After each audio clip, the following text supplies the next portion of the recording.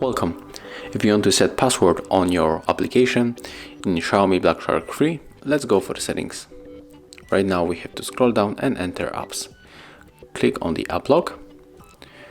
Okay, so here we got the apps that we can set the password, so let's unselect them because I want to lock Hopeless Land and also the Opera Mini. And right now click on the set password.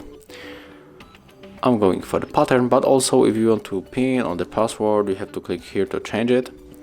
So let's drop it once again. And I don't want to add the Me account, so click not now.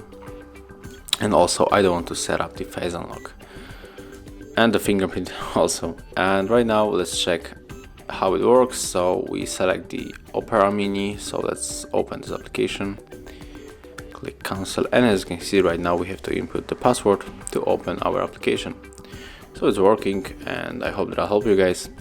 If I do, leave thumbs ups, comments, and subscribe to our channel.